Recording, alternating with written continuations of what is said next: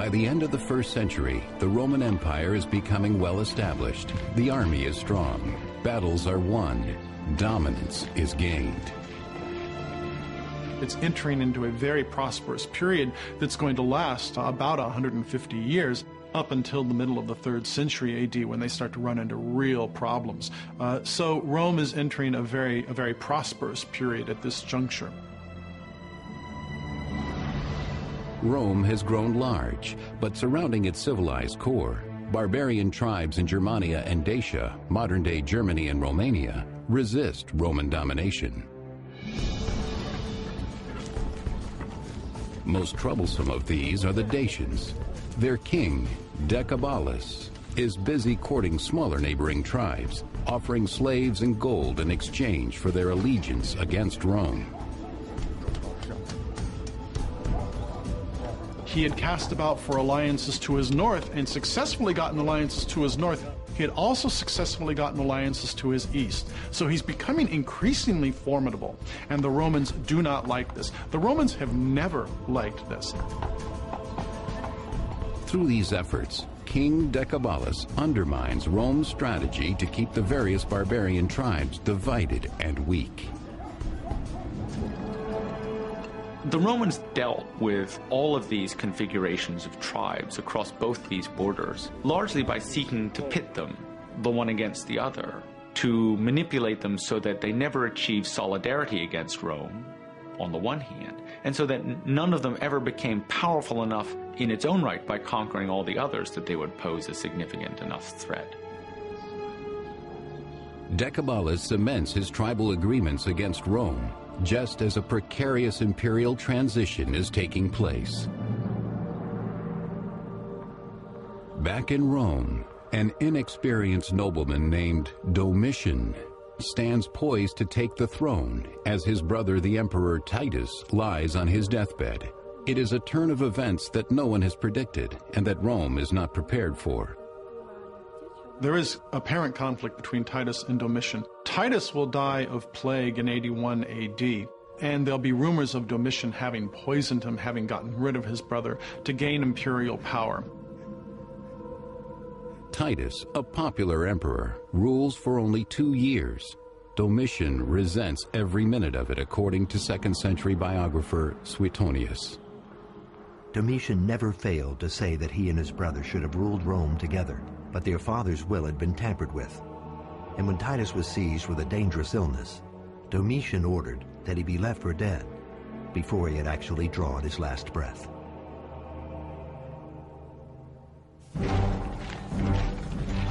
Rome's might lies in the power of its army to crush the resistance of all who challenge the empire. So to prove he is as worthy as his brother and father, Domitian must earn his legacy on the battlefield.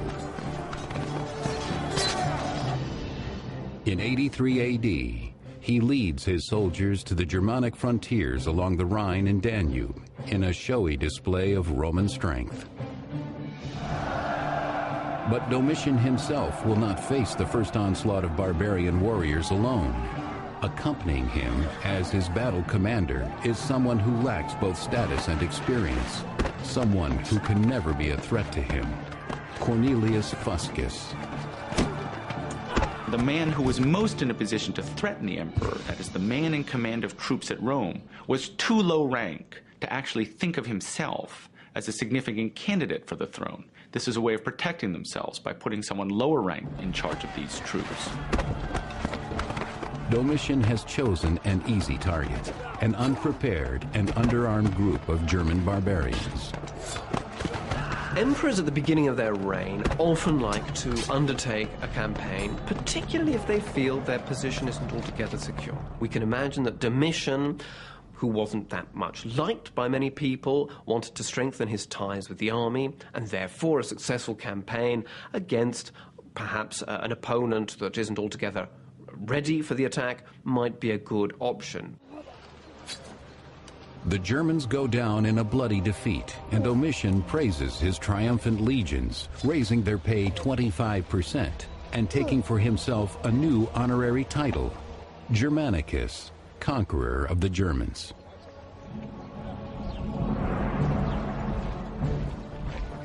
While Domitian actively promotes himself, a young soldier named Trajan asserts quiet authority on the Rhine frontier, earning respect through leadership rather than violence.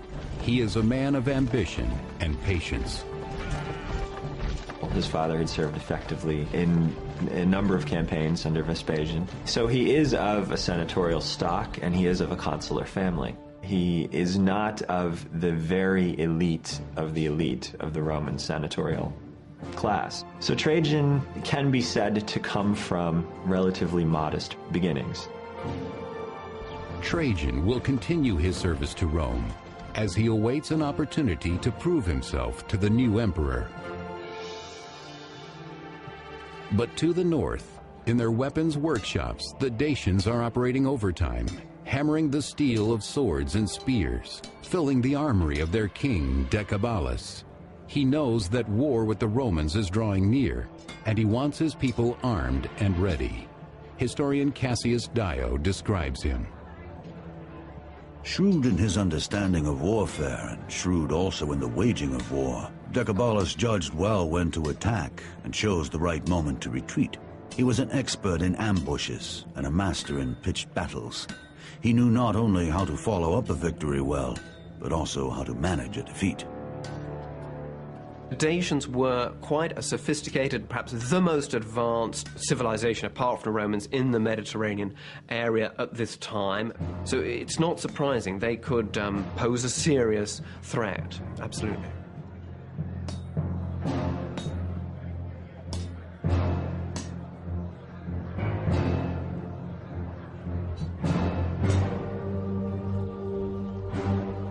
The Dacians gather with their shaman to purify the tools needed to perform a sacred ritual in which their heavenly god, Zalmoxis, will reveal their fate. 5th century BC historian Herodotus. Once every 5 years they chose by lot one of their people and send him as a messenger to Zalmoxis, charged to tell the god of their needs. If the messenger be killed by the cast, they believe that the gods regard them with favor. But if he be not killed, they blame the messenger himself. Today, a Dacian messenger travels far to bring Zalmoxis a wish for victory against Rome, and the Dacians will settle for nothing less. Without warning or provocation, the Dacians raid the Roman province of Moesia. The markets of Moesia teem with the goods of a bountiful province. Fruit from the orchards, grain from the fields, pottery from the skilled artisans, and gold dug from the Moesian mines, a key source of metal for Roman coinage. Exploiting Rome's lack of vigilance on this part of the frontier, the Dacians ride in, catching the province completely off guard. They wreak total havoc, looting, pillaging, and slaughtering anyone who tries to stop them, including the governor of Moesia. It's unclear exactly why in 84 they go into Moesia, what this initial incursion is about. This had traditionally been their territory, at least part of Moesia had been their territory, and so possibly there is a desire to recover lost territory, or perhaps just a desire for plunder and a recognition that there is a weakness that can be exploited. Clearly, waging war on the other side of the Danube was a way to promote an elite of warriors, and clearly Decebalus had come to power as a consequence of that. In other words, waging war against the Romans was the best way for the aristocracy to come to political prominence. As Rome's border comes under serious assault, the untested Emperor Domitian will rally his troops against a lethal barbarian foe. 84 AD. With the death of his brother, Domitian has unexpectedly become Emperor of Rome. Now he must prove himself against an unexpected enemy. Unprovoked, the Dacian barbarians have raided the province of Moesia and killed its governor. The Romans send Cornelius Fuscus and his legion in reprisal.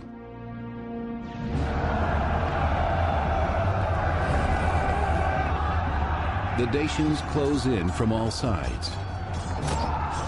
This attack on Mysia is more than an assault on Roman rule. It's an assault on the emperor's personal prestige. The barbaric murder of a governor cannot go unanswered by Emperor Domitian. And so what he's going to do is he's going to put in charge a successor, Cornelius Fuscus, who is hopefully going to take care of the problem. The problem with Cornelius Fuscus is he's a man who likes to take risks unnecessarily. Domitian takes a risk too. By appointing this man who is not of senatorial class, he is openly defying the Roman Senate. The Dacian forces confront him and inflict a major defeat on him. Such a significant defeat that his life is lost, his army is essentially annihilated, and the standards are taken. And this is a major blow for the Romans.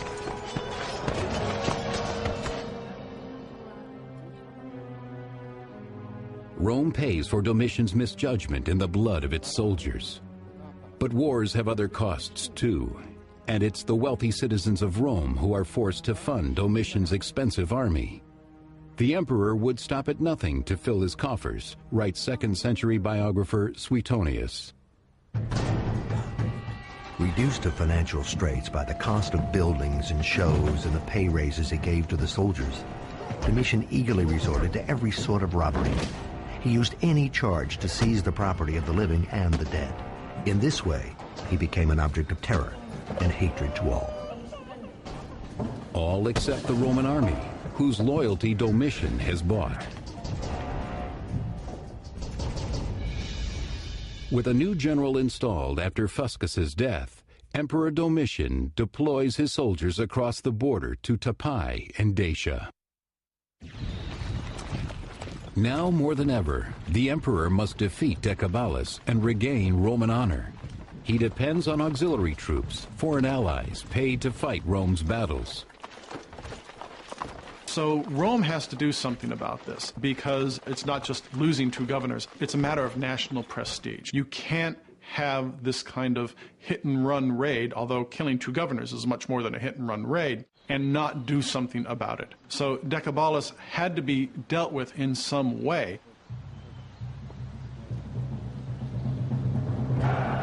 As the Roman and Dacian forces clash again, Rome is determined to settle the matter once and for all. The Dacians are notoriously fierce fighters, but the Roman army, beefed up with auxiliary troops composed of barbarian allies, won't back down. For the Dacians, the experience of fighting Romans is certainly going to be a terrifying experience. Not just because you're fighting a professional military that demonstrates its capacity and its organization at every turn, but also because you're going to be facing auxiliaries whose style of fighting are things that you've never encountered. You've never encountered people who look like this, or people who dress like this, or people who fight like this. And so the experience of a battle is going to be overwhelmingly a terrifying experience.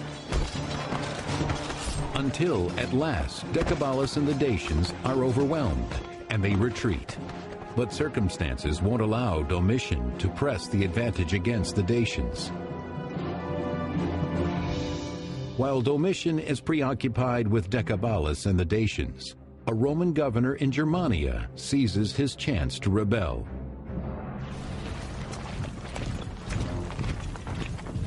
Domitian sends the young and loyal legionary commander named Trajan to restore order.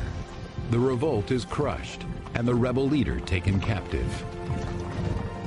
Domestic problem that Domitian faced in 89 was apparently dissatisfaction among at least one of the commanders and his legions elsewhere in the European theater. This was the general Saturninus, who seems to have made an attempt to declare himself emperor while Domitian was preoccupied with the Dacian wars.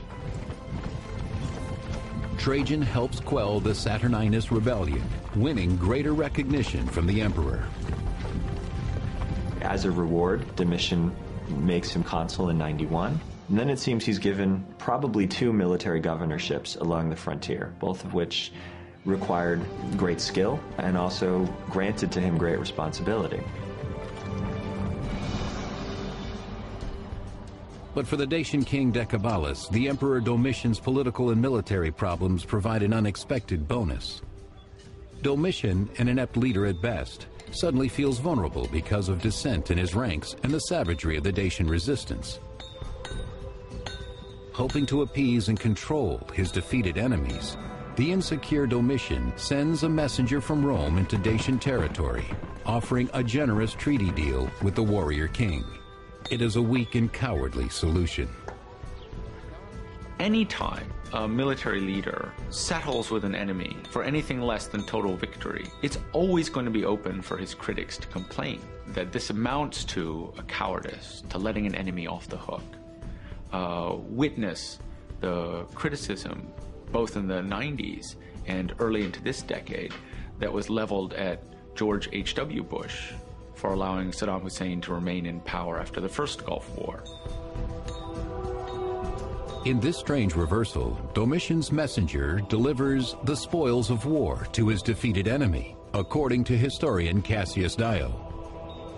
Domitian had given large sums of money to Decebalus on the spot, as well as artisans of every trade, pertaining to both peace and war, and promised to keep on giving large sums in the future. Domitian squanders Rome's wealth to buy a barbarian's loyalty. He was forced to cut a deal that was very unfavorable, and to the permanent detriment of his reputation, he had to grant the Dacians a tribute. He also had to send engineers and technicians, and in essence laid the foundation for a Dacian resurgence. Then, in 89 AD, Emperor Domitian follows this display of Roman weakness with another foolish action. What he believes will be a show of Roman strength against other barbarians across the Danube.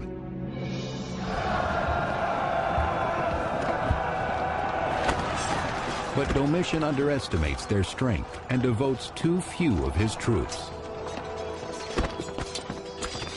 Domitian had felt that they had inadequately supported him during the initial stages of his Dacian campaign. So he launched a retaliatory attack on these two tribes, probably thinking that this would be a very fast-moving and easily resolved situation. Rome suffers a humiliating loss. Domitian, at this point, he's really on a downward spiral in a sense. Not only is he buying off Decebalus, there's rumors that he's triumphed over the Germans, but these are false triumphs, that he's been buying blonde wigs and dressing people up as Germans to carry in his triumphs, this sort of thing. Things are really on the skids for Domitian. But not all of Domitian's enemies are on the frontier. Domitian had a habit of killing off his relatives with fantastic regularity, and also, in moments of peak, as it seems, would discover, or claim to discover, conspiracies among senators, and this would lead to purges of the ranking membership of the Senate. By 93 AD, Domitian declares himself Dominus et Deus, Lord and God. He has become unpredictable, vindictive, and dangerous. He made virtually everyone close to him feel continually under threat, and it was only a matter of time before someone lashed out to kill him before he killed them.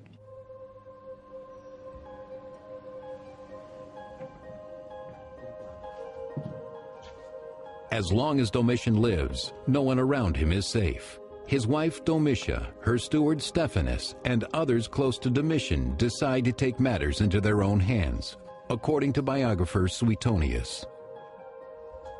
As the conspirators were deliberating when and how to attack Domitian, whether at the bath or at dinner, Stephanus, Domitian's steward, offered his aid. To avoid suspicion, he wrapped up his left arm in woolen bandages for some days, pretending that he had injured it and concealed in them a dagger. We know that at the time he's assassinated on September 18th, 96 AD, that he's hated by his wife Domitia, that he's hated by various courtiers and freedmen, that the Senate's not too fond of him. No one likes Domitian at this point. So there may have been a combination conspiracy between the imperial house and various members of the Senate. The plot is worked out. Now it's time to set it in motion. Holding himself accountable to no one, Emperor Domitian is despised by everyone. By alienating Rome's allies and depleting its wealth, he puts himself in mortal danger.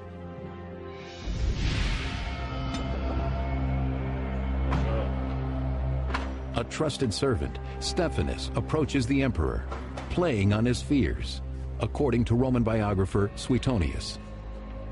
Given an audience with the emperor, by pretending to reveal a conspiracy against him, Stephanus handed him a scroll of false evidence and then stabbed him as he read it.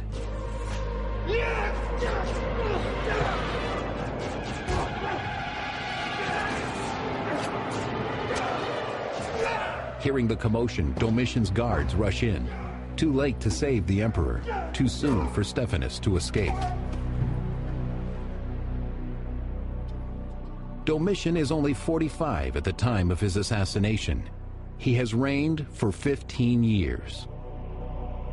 The assassination of Domitian unfolds as a plot within, at least initially within his household. He's assassinated by members of his court and assassinated in a private space. In many ways, this looks like a sort of open and shut case, but there are reasons to think that other things are happening.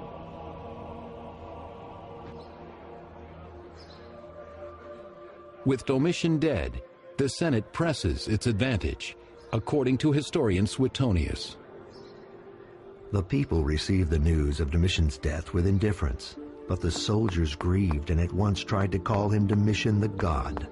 The senators, on the other hand, were so overjoyed that they raced to insult the dead emperor, pulling down his statue, chiseling his name from the buildings, and smashing his likeness before the eyes of the people.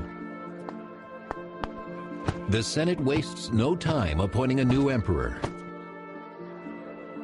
In the immediate aftermath of Domitian's assassination, the Senate at Rome sought out one of its own members as a new emperor, a man named Nerva, who was an elderly man and without children, and without any particular military distinction.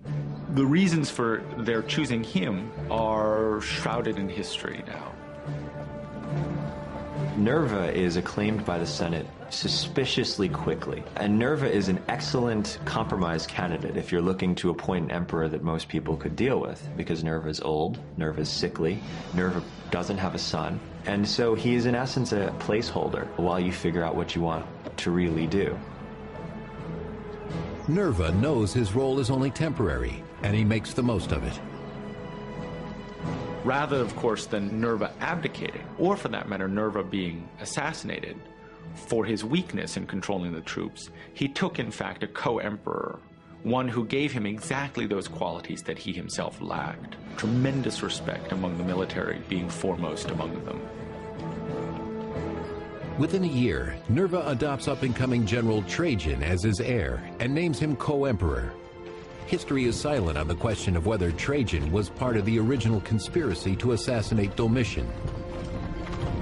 I don't think we can say Trajan was involved, but he likely was aware of it, and that doesn't even necessarily mean he supported it.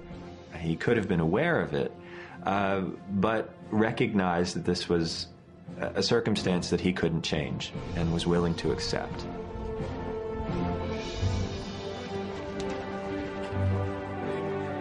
Three years later, Trajan, on foot and in civilian garb, is almost unrecognizable as he arrives at Rome's gates in 98 AD.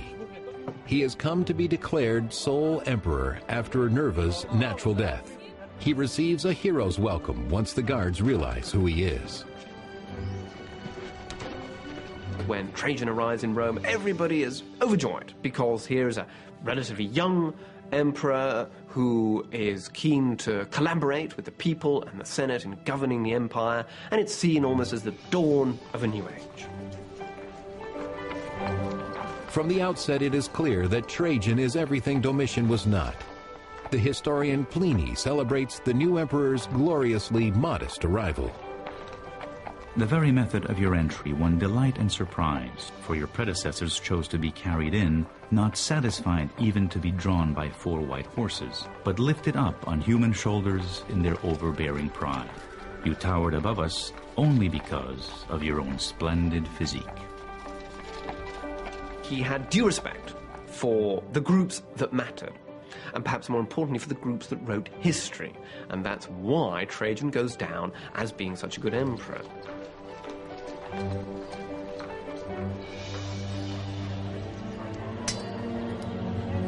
Trajan inherits Rome's humiliating and costly treaty with the Dacians. Thanks to Domitian, in exchange for peace, these barbarians are entitled to Roman weaponry, Roman deserters, and each year another large portion of Roman wealth. And Trajan won't tolerate that.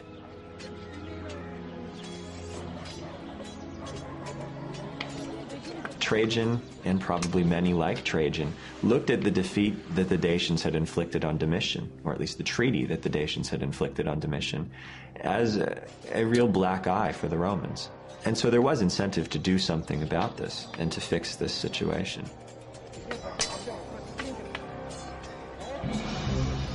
Trajan doesn't stay in Rome long. He and 9 Roman legions and auxiliary troops head to the Danube to take care of unfinished business.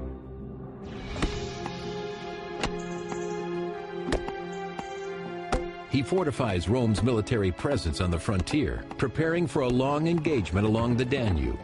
But before he can confront the Dacians, he must build the infrastructure to support his troops. Only then, according to the historian Cassius Dio, will he be ready to repair the damage wrought by Domitian and restore Rome's honor by settling the score with the Dacians. He took into account their past deeds and was grieved at the amount of money they were receiving annually. And he also observed that their power and their pride were increasing. But vengeance might not have been Trajan's sole motivation. There are any number of motives that Trajan could have had for going after Decebalus at this point. It could have been revenge and national honor. It could be a matter of a new emperor who wants to gain prestige and authority and solidify his position, so he's going to go off and make war. Maybe both of those. The campaign is a huge undertaking. Trajan spends a year building forts, roads, and bridges in preparation. It's a very difficult area for the Romans to penetrate. And a lot of engineering work has to be carried out, first of all, to cross the Danube there. There's lots of narrow gorges and so on. By 101 AD, Trajan is ready.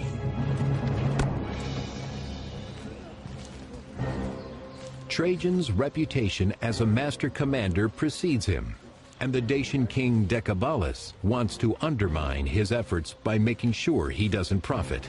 To keep the Dacian treasury from falling into Roman hands, Decebalus buries his riches. Only he and his henchman Basilis know where. Dacia is a relatively rich area. If the Romans were to expand, Dacia would be a natural choice. The resources are there to make this, if not a profitable campaign, at least a campaign that could potentially pay for itself. And so, if we are willing to accept that Trajan had greater ambitions for conquest and greater ambitions for himself and his state, it would be natural for him to look to Dacia.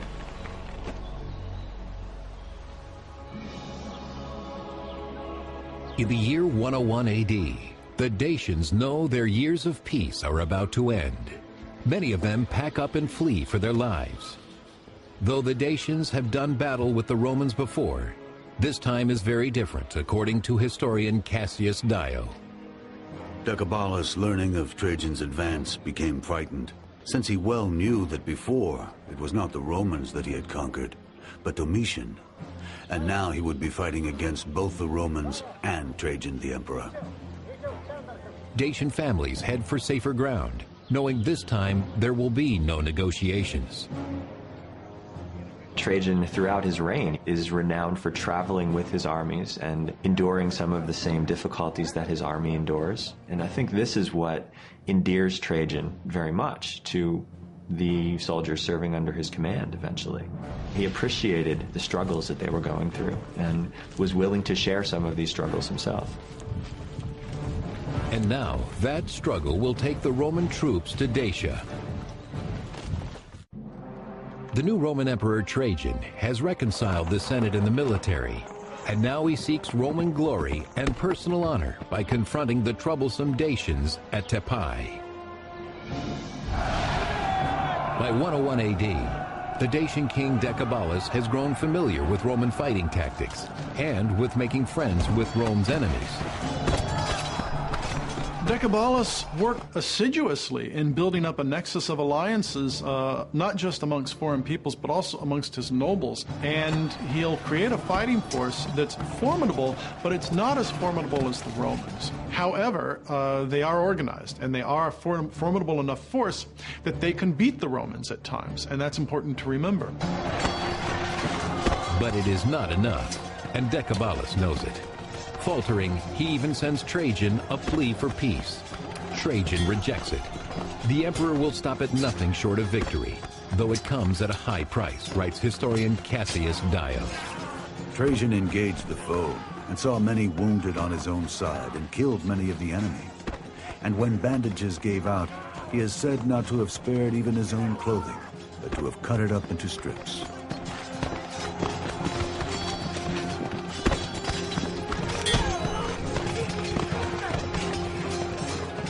A Dacian warrior will choose death over capture, and they treat their own prisoners with abject cruelty. Roman captives are handed over to Dacian women to be humiliated, tortured, and eventually killed.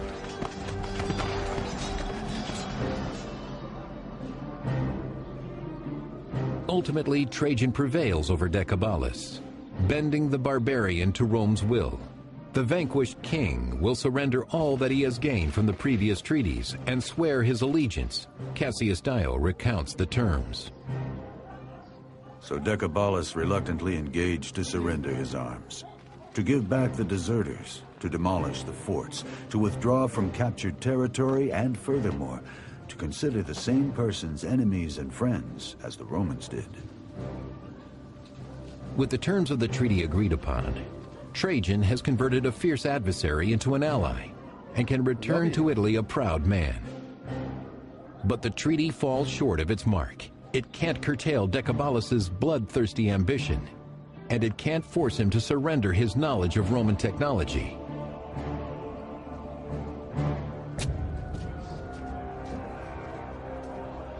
The Dacians are not to be trusted. Denied Roman weaponry, they begin to construct their own, breaking their word by building their armories. With sharpened blades and bolstered ranks, they expand their territory in defiance of Rome. It's very unclear why Decebalus should break the treaty. Probably the answer was that it was a question of inevitability. Decebalus no doubt saw that a war with Rome, another showdown, was inevitable. The region was not big enough for the two of them, if you like. And therefore, he thought he would get his attack in first.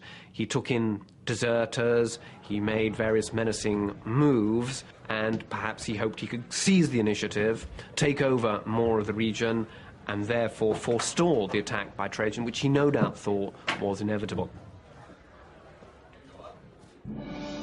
While Decebalus is rebuilding his war machine in Dacia, Trajan travels from Italy to sabotage it. Where Decebalus relies on force, Trajan employs diplomacy. He courts the Quadi, Marcomanni, and other barbarians sympathetic to the Dacians, but swayed by Roman wealth. By winning them over to Rome's side, Trajan deprives Decebalus of fighting power. If Decebalus means to wage this war, he'll have to fight it alone. Trajans responded to Decebalus' very skillful way to wage war against the Romans with an equally skillful way to engage basically every little group in the area or surrounding the Dacian kingdom. So there's a lot of desperation on the part of Decebalus at this juncture, and his allies are growing restive. They want to leave him, and they're making overtures to the Romans. So what's going on at this point is Decebalus certainly knows he's in a grave, grave situation. 106 AD. Not settling for half measures, Trajan leads his expansive forces to the political center of the Dacian kingdom, Sarmisagathusa in present-day Romania.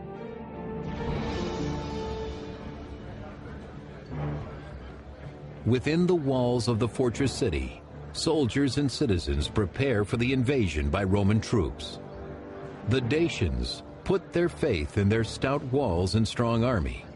But should the Romans breach the gates, the citizens will be ready. Armed with torches and oil, they will leave the Romans with nothing worth taking. And for themselves, a poison is prepared, so that no Dacian man, woman, or child will suffer capture and Roman slavery. If they are defeated, they will all be joined in death.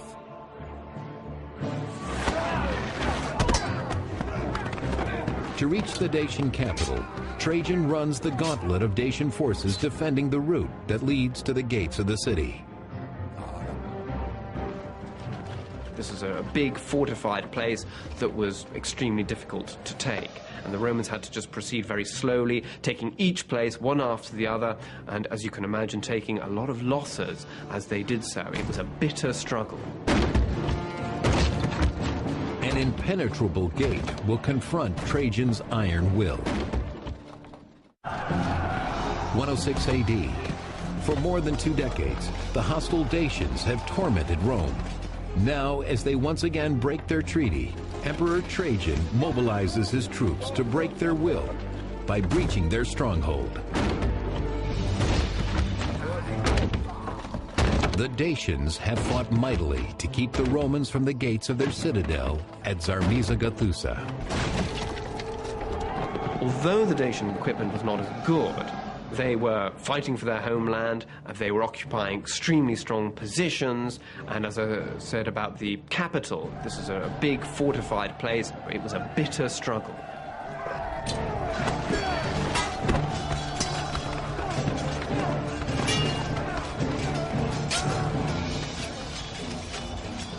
The Roman efforts pay off as their forces penetrate the doomed city.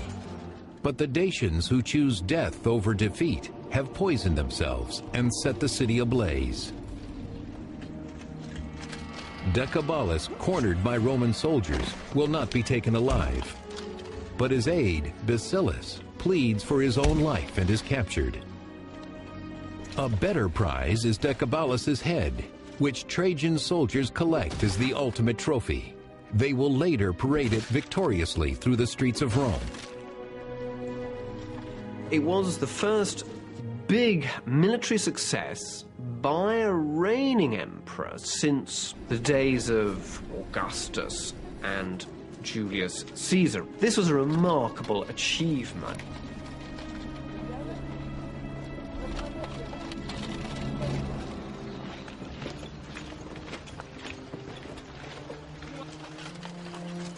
The victory reaps material benefits as well. Basilis leads Roman soldiers to his king's treasure. The amount of gold that Trajan received or took in his conquest of Dacia was enormous by any stretch, and it had actually been hidden by the Dacians under the river Sargetius. These riches, along with the active gold mines of Dacia, replenished the Roman treasury. According to the Chronicles, Rome recovers 225 tons of gold, 500 tons of silver, and 50,000 slaves. The gold and silver coming from the booty that he had collected from the Dacian wars was used to fund a fantastic building program in Rome, on a scale that Rome did not see before.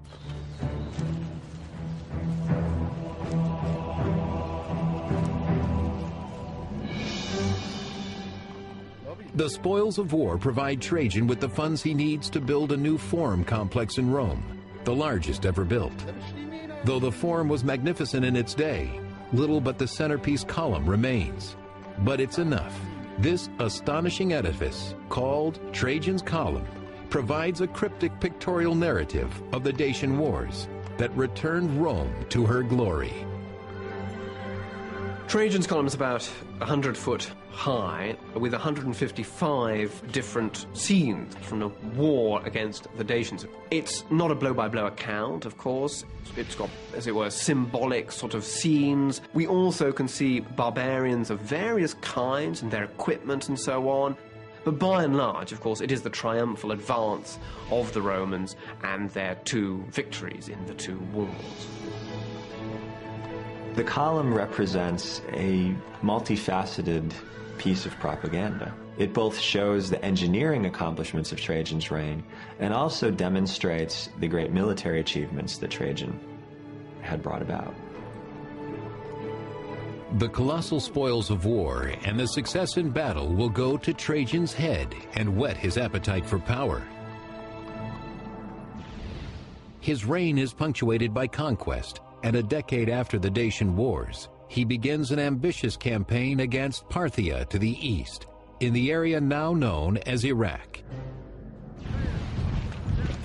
As far as we know, there were no strategic reasons for Trajan to wage war against Parthia at this time. And it's most likely his and his advisors' warmongering attitude that led to an open conflict with Parthia. Trajan enjoys the success he's come to expect, but he has underestimated his enemy. The Parthians melt against this onslaught of this enormous military machine that's the Roman army. And the Parthians are so shocked by how easily the Romans came in that they manage in the next year to stage an enormous insurrection. They kill or drive out the Roman garrisons that are in their country. It's not exactly similar, but it's somewhat similar to the situation the United States faced in Iraq, where you enter with enormous military power, but you end up with an insurgency all over the place. Trajan, now aging and ill, imagines himself to be the new Alexander, conqueror of the world. But by 117, it is clear that his dream will never be realized. His plans for expansion have stretched Rome to its limit and into a hostile landscape. Holding on to the territory across these inhospitable swaths of desert is very, very hard. And Trajan found himself, especially fighting in the north, middle, and south at the same time, that he'd overextended his resources. At last, in old age, Trajan retreats, abandoning his campaign and heading back to Rome, but he dies before he gets there. The situation that Trajan found himself in the last year of his life is in many ways similar to the situation that the United States and its allies finds itself in the same part of the world, with the same porous defenses, the same porous natural frontiers, and the same desire, in essence, to fight a war that ought to have taken a long time in a relatively short span of time, with a plan for winning a military victory, but no plan for absorbing the territory and organizing the territory. Trajan is considered one of the greatest emperors, but his ambitions could not be maintained. The great failure of Trajan's policy is revealed almost immediately after his death, when Hadrian withdraws from most of the territory that Trajan took. Even the hard-won province of Dacia is eventually given up. An empire is molded by its leaders. History judges Trajan and Domitian differently. One good emperor, one bad. But both ultimately forsake the needs of the empire in order to chase personal glory. They won't be the only emperors to walk this dangerous path, a path that will eventually lead to the end of the empire.